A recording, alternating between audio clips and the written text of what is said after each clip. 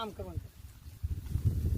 જય ગિરનારી મિત્રો, શ્રી ચામુંડા સનાતન આશ્રમ વાકિયા ધામ, ત્યાં ગૌશાળા પણ ચાલે છે અને અન્નક્ષેત્ર પણ ચાલુ છે.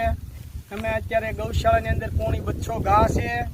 પોણી 200 ગાયમાં આ ધારમાં અમે સારવા આવ્યા છીએ. અમારા ગામના માલકીની છે, 30,000ની આ ધાર રાખેલી છે.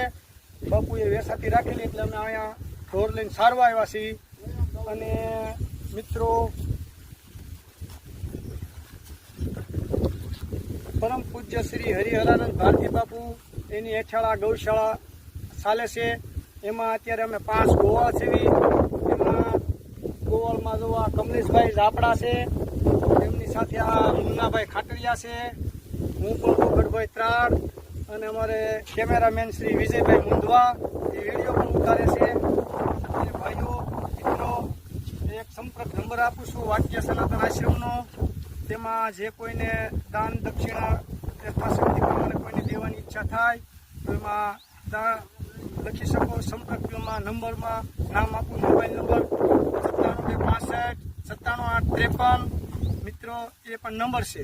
તમે જુનાગઢ જાઓ, ભવનાથ ભારતીય આશ્રમ, ત્યાં પણ ગૌશાળા અને અન્નક્ષેત્ર પણ ચાલુ છે. પછી ત્યાંથી ચાલો એટલે અમદાવાદ સરખે ત્યાં ગૌશાળા, અન્નક્ષેત્ર. બાપુનું એવું એક સપનું ને સાકાર ભજન કરો અને ભોજન કરાવો. બધી જગ્યાએ સંસ્થામાં ગૌશાળા તો છે, પણ અન્નક્ષેત્ર ભોજન કરો અને ભોજન કરાવો. બધું મારી વાણીને વિરામ આપું. અસ્તુ. જય ગિરનાર.